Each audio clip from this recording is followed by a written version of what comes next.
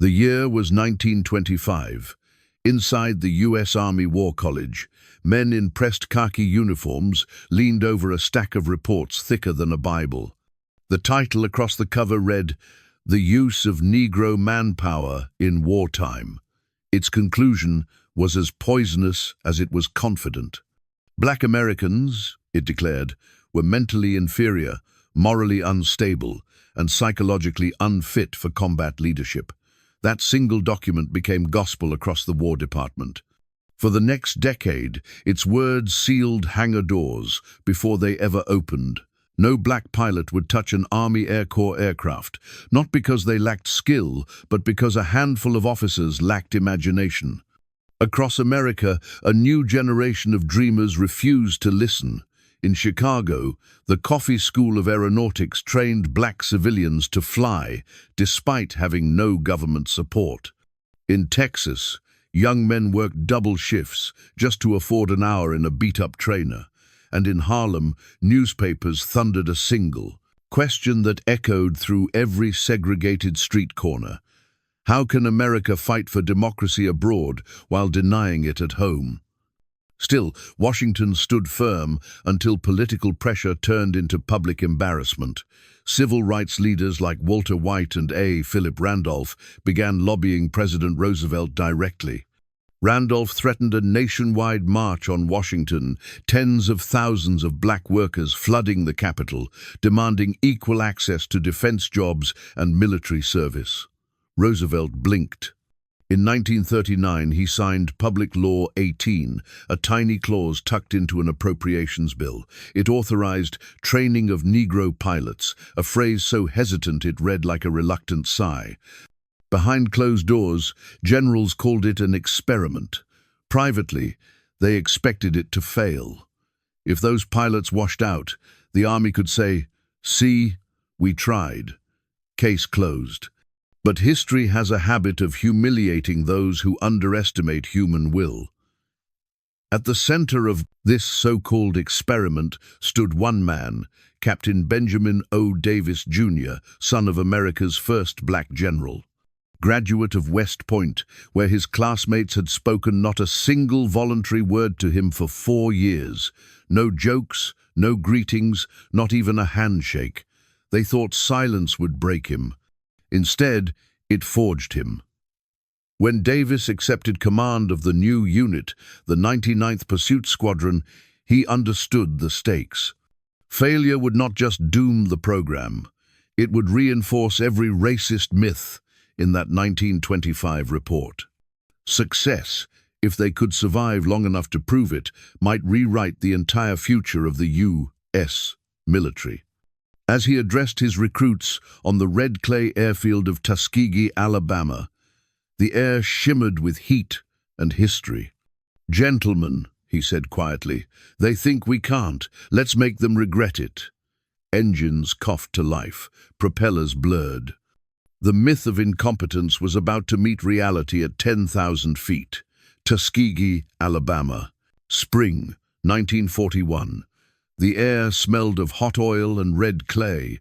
A brand new airfield, built almost overnight, shimmered under the southern sun. To the locals, it was just another military project. To the men who arrived by train that week, it was sacred ground. They came from Chicago, Harlem, Detroit, and Birmingham. Sons of teachers, mechanics, preachers, and farmers. Each carried the same impossible dream to fly for a country that still forced them to the back of the bus. When they stepped off those trains, white instructors smirked. One sergeant muttered, "Let's see how long these boys last." But inside the mess hall, Captain Benjamin O. Davis, Jr.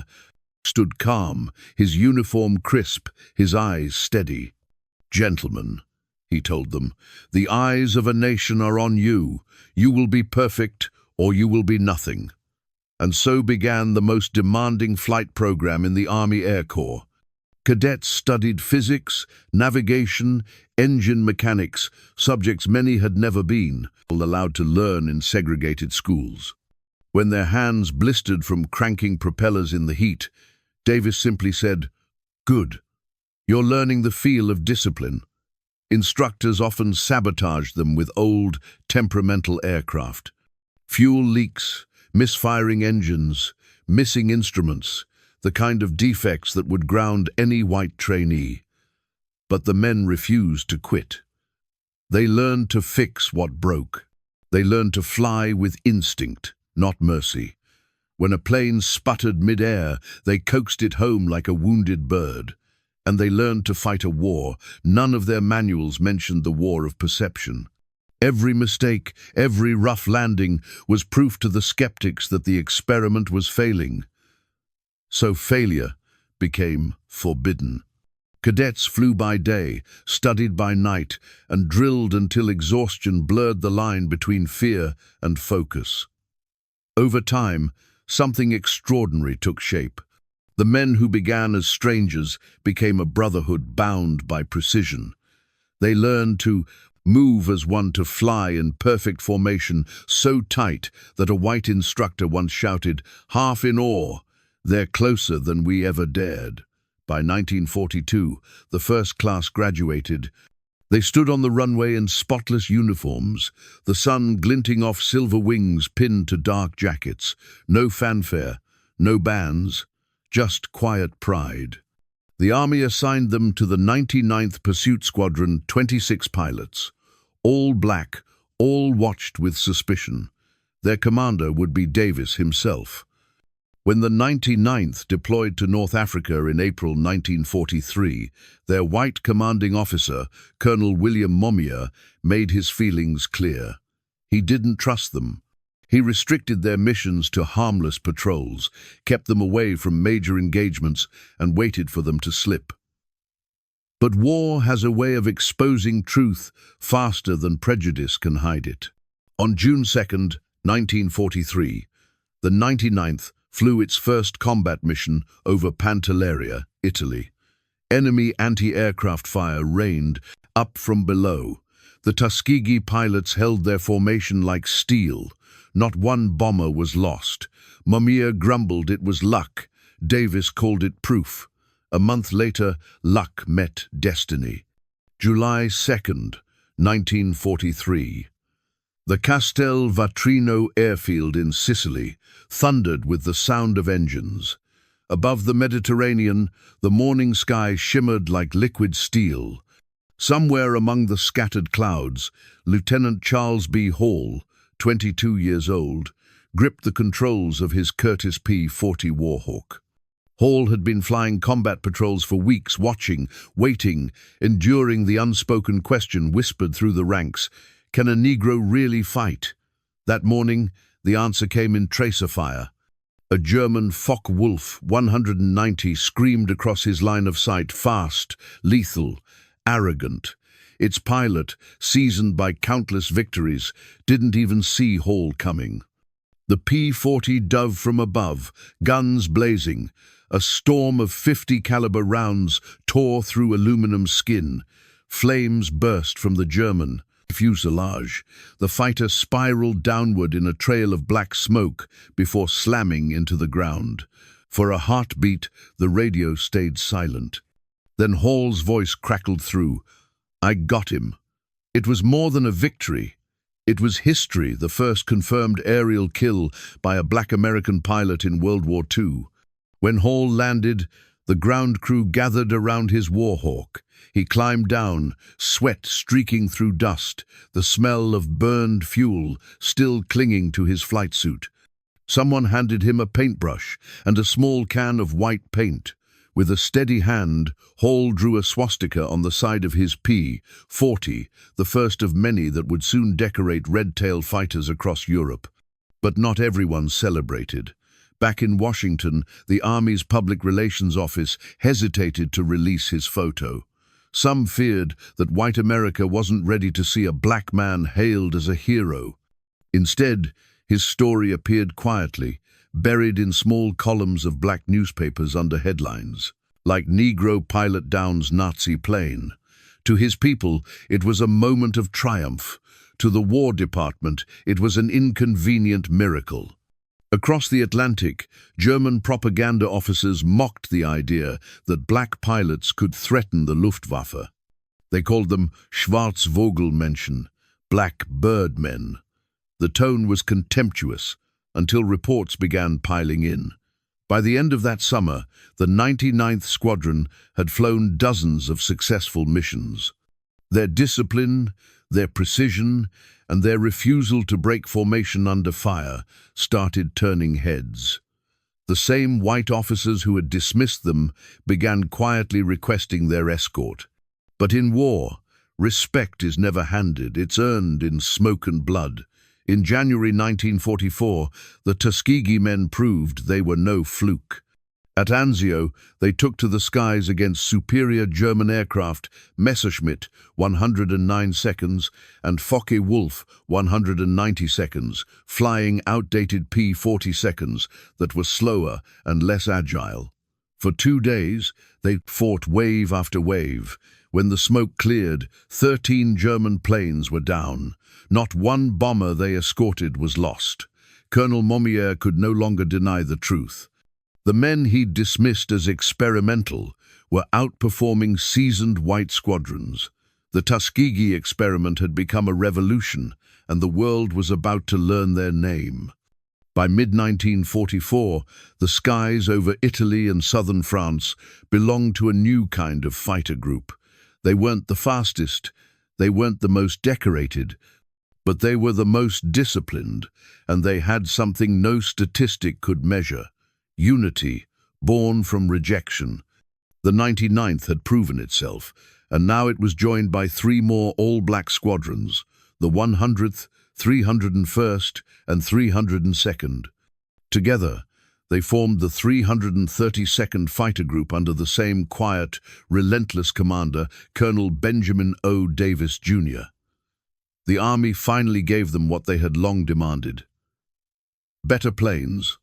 The P-51 Mustang, sleek, fast, long-ranger, masterpiece of engineering. The men studied every bolt, every gauge, every quirk of its engine until they could sense its limits, like an extension of their own nerves. Then came the choice that would make them immortal. During repainting at the base in Ramitelli, Italy, the pilots decided to give their Mustangs a signature look. Crimson red tails bright enough to be seen from miles away. It wasn't just a paint job, it was a declaration.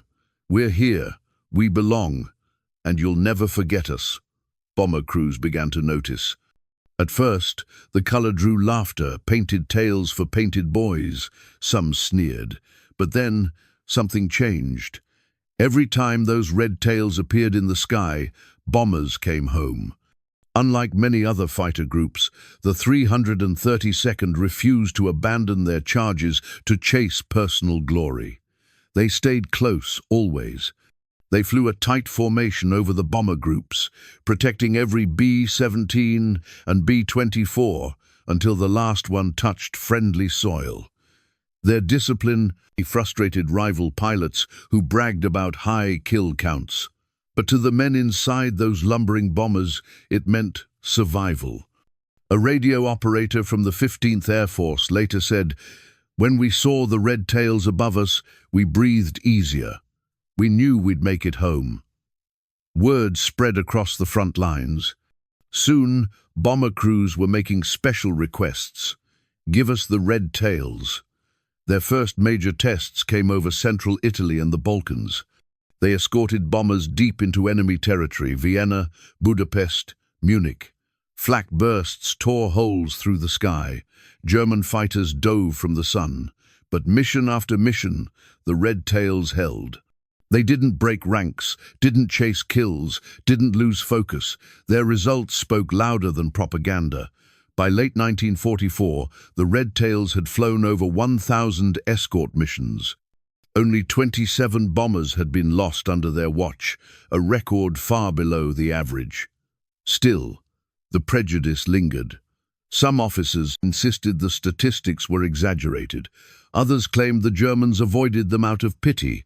But when the red tails intercepted and shredded an entire formation of Focke-Wulfs in a single day, even cynics fell silent. The red tails had earned a reputation that traveled faster than any rumor. To bomber crews, they were guardian angels. To the Luftwaffe, they were ghosts painted in crimson. And soon, they would face a challenge. Unlike anything the skies had ever seen, a battle not against propellers and pistons, but against the future itself. March 1945. The war in Europe was nearing its bloody end, but the skies over Germany were deadlier than ever. Hitler had unleashed his last desperate weapon, the Messerschmitt 262, the world's first operational jet fighter. It was a monster of speed, 540 miles an hour, faster than anything the Allies could field. Propeller-driven Mustangs had no business trying to fight it. But when the Red Tails were called to escort bombers on a deep strike into Berlin, they knew the jets would come.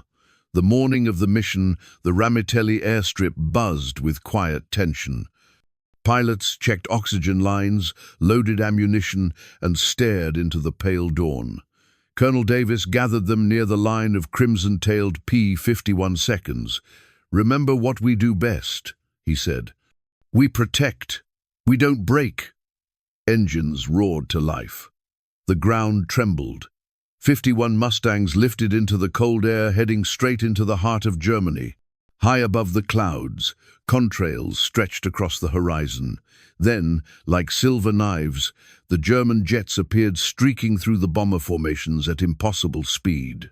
Their cannon fire ripped through the sky, shredding aluminum wings and engines. To the bombers below, they looked like demons, untouchable, unstoppable. But Davis had studied their weakness. The Me-262 could outrun any Mustang, but not in a turn.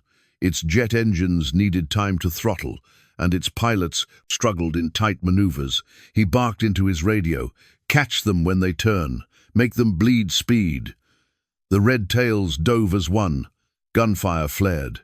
One jet, caught mid-turn, exploded in a burst of fire. Another tried to climb, but a Mustang cut across its path. Guns blazing debris spiraled through the thin air. A third, Me-262, rolled out too wide and caught a perfect burst from 50 caliber guns. In seconds, the sky that had belonged to the Germans belonged to the Red Tails again.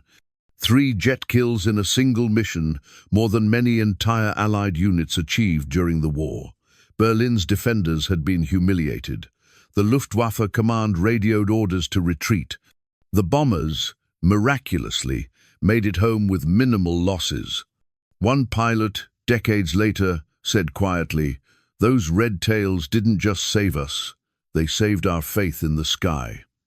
When the Red Tails landed, their P-51 seconds were pocked with bullet holes.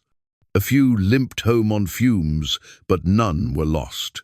Mechanics cheered as pilots climbed out, exhausted but grinning. Someone painted 3 jet silhouettes under the nose of a Mustang, a mark of history. That day, over the ruins of Berlin, they had done the impossible again, outflown the future, outfought the myth, and outrun the lie that they were ever less than equal.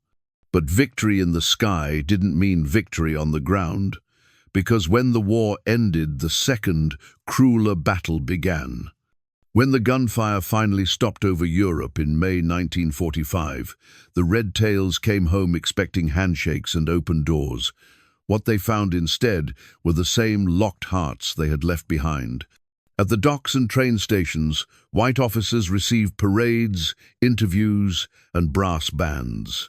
The Tuskegee airmen were told to use the colored exit. Some couldn't even get a cup of coffee at the same diner they dreamed of flying over. One pilot later said, "I could escort a bomber through German flak and Messerschmitts, but I couldn't buy a hamburger in Alabama." The irony was staggering. In Europe, captured Red Tails held in German prison camps had sometimes been treated with more basic respect than in their own homeland. POW guards, bound by the Geneva Convention, addressed them as soldiers, something many Americans still refuse to do. Yet, despite the humiliation, the men refused to bow. They gathered in small veterans' halls and church basements, still wearing their flight jackets, still calling each other by call signs earned in fire. They spoke about the double V victory abroad and victory at home. Their record had given them a new kind of weapon, undeniable proof. 15,000 sorties, over 1,000 missions, 112 aerial victories, 96 distinguished flying crosses. Only 27 bombers lost under their escort, a number every statistician in Washington double-checked, then quietly confirmed. Every number was a bullet through the myth of inferiority. But not everyone wanted to hear it. Some officers tried to bury their accomplishments in paperwork. Reports were lost, awards delayed, recommendations quietly shelved. And yet, word of mouth spread faster than bureaucracy could silence. Bomber crews told their stories to families, reporters, and senators. One crewman from the 483rd Bomb Group wrote home, "If the red tails are on your wing, you'll live to see your wife again." Pressure began to mount on the government. The contradictions could no longer be ignored. How could America claim to lead the free world while segregating its own heroes? And then, history turned its head once more toward the man who had once endured silence at West Point, the same man who had taught his pilots to fight without hate, Colonel Benjamin O. Davis, Jr. In the years after the war, Davis wrote detailed reports to the Pentagon, blunt, factual, and fearless. He argued that segregation weakened the military, that integration wasn't charity but strategy. At first, his words landed on deaf ears. But as the Cold War began, the United States could no longer afford hypocrisy in its ranks. The world was watching, and the world remembered the red tails. 3 years later, in 1948, President Harry S. Truman signed Executive Order 9981, mandating the desegregation of the U.S. Armed Forces. Its inspiration was no secret. In the President's notes, one phrase appeared again and again: performance of Negro airmen in combat. The Red Tails had won the war within the war, not through protest or slogans, but through precision, discipline, and unshakable dignity at 25,000 feet. The years after 1948 were quiet at first. The newspapers moved on. The nation began to rebuild. But the men of Tuskegee carried something no medal could measure: proof that courage has no color. Colonel Benjamin O. Davis, Jr. rose through the ranks, eventually pinning the star of America's first black general onto his shoulder. When he entered a briefing room, even the men who had once ignored him now stood at attention. He didn't gloat. He simply saluted the same quiet salute he'd given his cadets back in Alabama. The Red Tails themselves scattered across the post-war world. Some stayed in the Air Force. Others became commercial pilots, engineers, teachers, and mentors for a generation that would later march in Selma and sit in at lunch counters. When a young Martin Luther King, Jr. spoke of dignity and discipline, he echoed lessons the Tuskegee men had lived in the clouds. By the late 1960s, their story was nearly forgotten, buried under new wars and new struggles.